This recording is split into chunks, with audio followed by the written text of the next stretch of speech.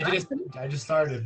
You are. Cool. Hi, welcome. What's up, everybody? We're live with Stephanie. We did it. We're on the interwebs. Good to meet you, Stephanie. How are you? I have to leave my house to get into the 30-degree weather that's outside so I can hear you. Hi. Oh, wait. Tell me about these Thursday nights. It looks like a lot of fun. It's so fun. I'll show you around for a second.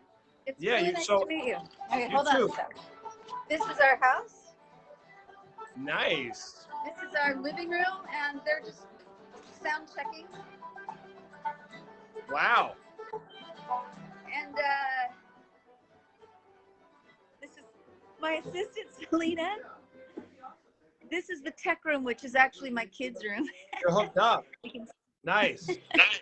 So basically, during the pandemic, my husband and I decided to create a live stream. And in the heart of the pandemic, we didn't have any musicians inside, ever. This is different because everybody's boosted, so we feel okay about having them inside. This is the first time, though. But we've done over 33 shows maybe. And what we would do is we'd actually feature them out here on the back patio, which is where I'm at right now. And, that's awesome. Usually there's a big giant fire going, but someone's allergic to smoke, so what are you gonna do? And we have musicians from the side back patio as well as through our living room windows. So tonight we have an Irish trio that we're featuring on the back patio, and then a poet coming through the windows to give us like this wonderful poet named Scott Poole, who is really well known, and he's hilarious, and that makes it really fun. So my husband and I are musicians, and we lead the show from our living room and then invite our guests. That's amazing. To me, you know, you've done a lot of music. You're an artist and a songwriter. It really feels like you're a cultivator of the arts. Would you say throughout your career making albums, you've always been passionate about making sure you're constantly putting stuff out? Because sometimes we get to a level in our field in arts and we go, I'm good. I just want to do my fun thing. You have to constantly adapt and do new artistic things, right? Oh, absolutely. In fact, I feel like I've done that in so many different ways because I started out more in the folk realm of singer-songwriter, rootsy Americana, and I started diving into different directions. I worked with a wonderful producer in town who and put out 2 albums that are in the electronic trip hop realm, and then I started to play drums because I kind of learned through that experience how drums are everything, and I kind of fell in love with drums for the first time. So I've done a lot of different things. I've tried a lot of different genres, and actually over the last several years I started researching about human trafficking, and I have been developing and writing a musical, and so it's been interesting to try out different mediums. So I really agree with you that it's fun to continue to push myself into different directions and always try different things. It's not that it's new in the world, but it's new to me. So for sure. Now let me ask you, starting out in music, I feel like there's always someone in our field in show business where you look up to, you're inspired by, you want to pick up and sing. Who was that for you? Oh my God, it's too many to name. I love a lot of shoegazers, so I love like the Elliott Smiths of the world. I love Patty Griffin, where it just feels like if you ever, just brimming with emotion. I love Christine and the Queens. I think that they are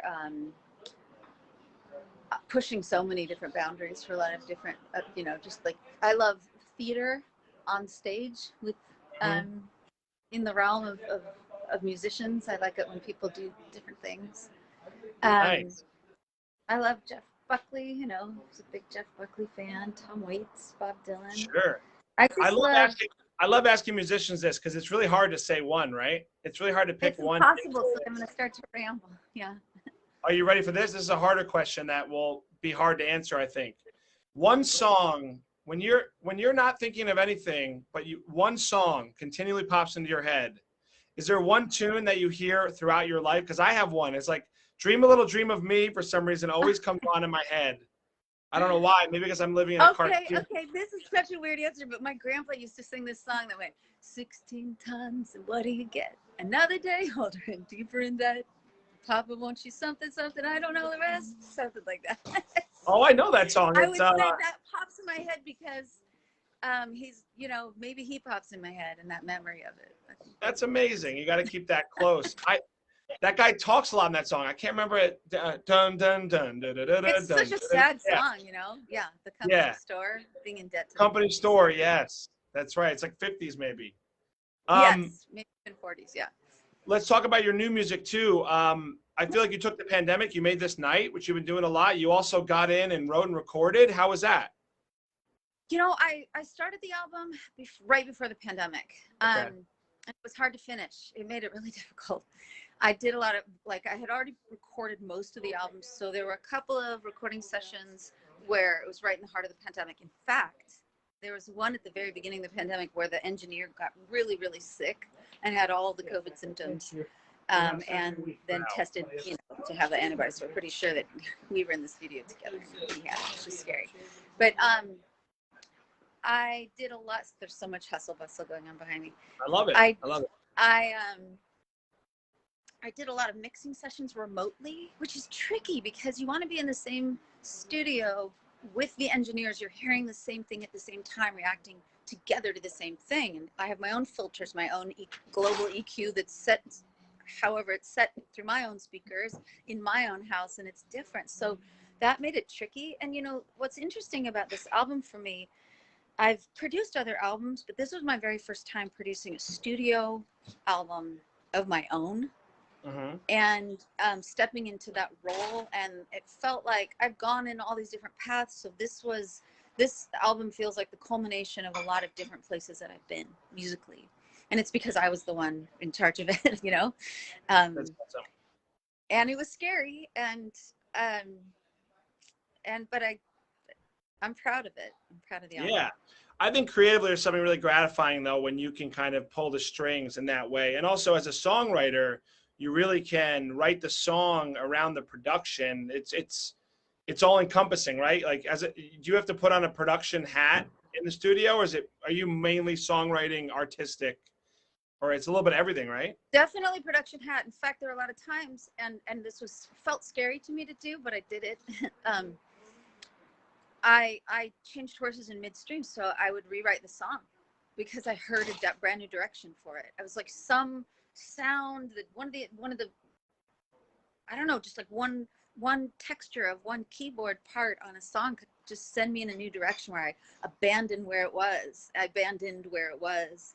and rewrote it. And I did that a few times, and that was a first for me to refine it that much as I went. Yeah. And so it's hard because when I've done that with someone else as captain of the boat in the production world, I sort of trust their sensibility. But when I did it on my own, it was hard not to feel like I'm screwing this up, you know. Going when back. Do you know, when do you know when you're done? Like, when do you know when you're like, is it a feeling? You're like, all right, we're done. The song is done. Is it a feeling or is it a date? It has to be a feeling or it's not done. So okay. It went longer because I can't be on a date. That would be that would be heartbreaking, I think. But it's a good question because in a way, I hear all these things that I'd love to change now, you know. So it's sort of never done in my head, but it's done. The album is out. That part's done. But yeah. I don't know. I'm curious how you would answer that question too. When is something done? You know, it's a blessing. It's a blessing and a curse of the arts. And I'll tell you, it's done when you do it live. That's what I've learned. If you do it live, really? if you do it, if you do anything live, like not just this. I mean, like if you're recording out like a live to tape. I know from doing TV stuff, if I'm live, I don't have to edit it at all. I don't have to think about the production. Right. You know what I mean? So that's the only way it feels done. If not, you're going to constantly shape at it. But I do think you've done a lot of music, so I would imagine you've matured in that you kind of have a sense when you know when your stuff's ready to be released. And it sounds that way in your music. Like you have a maturity in your sound. That's a good thing. Thank you. I really appreciate it. Yeah, I think that it feels done when I feel like open about it. They don't have any tension. It's almost like when it didn't feel right, I would feel it in my body. I'd feel this tension, having to figure out like, how do I make this right? It's not right. And sure. I would kind of obsess about it, come home and put my son to sleep and just try to just stay up late and work with it. And sometimes, of course, not sometimes, most of the time, it comes easiest when you're not trying so hard, and it just kind Right. of dials right in. You know. Right. Now, how is it? You're obviously doing the live thing at your house, which is so smart and cool. Do you have plans to go on the road in the new year as well? I'm creating this show. So I'm working on a new series of shows I'm calling City Serenade.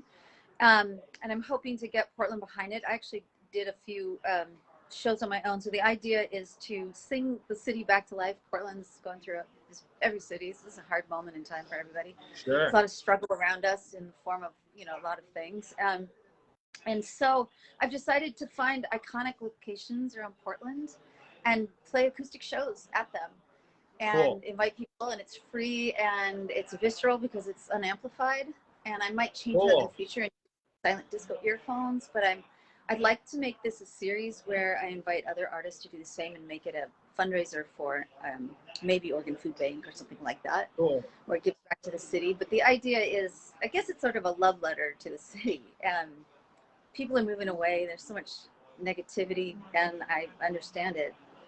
But I feel like artists tend to be on the front side of like leading everybody towards maybe the future.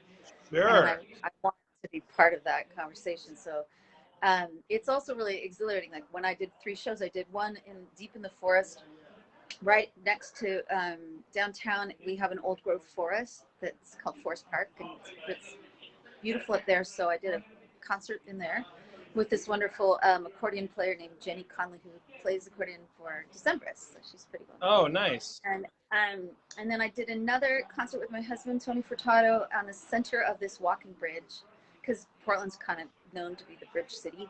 And it's called Crossing Bridge. So right in the heart of the bridge, we did a concert, and it was really fun.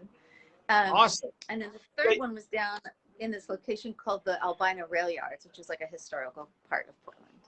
Cool. You strike me as someone who really cares about community too. And between writing about human trafficking and things that are happening to people out there, bringing people together with music, it sounds like it means a lot to you to cultivate that in your community, and then maybe on the road one day too, because isn't that what music's all about too? Like it's about sharing and celebrating and being together, and we all need it more than ever now, I think. I totally agree. And yeah, it's important to me to feel like I can give in ways that I can give. So that's all we can do. For sure. You know? Yeah. Now, I know you're going live in a little bit, so I'll let you go soon. But the one thing I do want to ask is, say someone watches this back. There's a new music fan of yours out there. What would you say to a new music fan who's just discovering Stephanie right now, who, especially your new album? What would you tell them? Take a listen. I mean, I'm not gonna put words in your mouth. You say whatever you want. No, I'm really curious what your answer was. It's a hard question. I guess I would say that I'm always really interested in getting to know people at the shows and fans, because I'm interested in people and find that really inspiring. Stories, people's stories.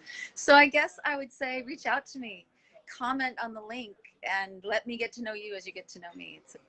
It's a two-way street. I love that. I sense that with you. I'm also a drummer, so I feel like the next time we do this, we'll be in somewhere with an audience, and then we'll jam.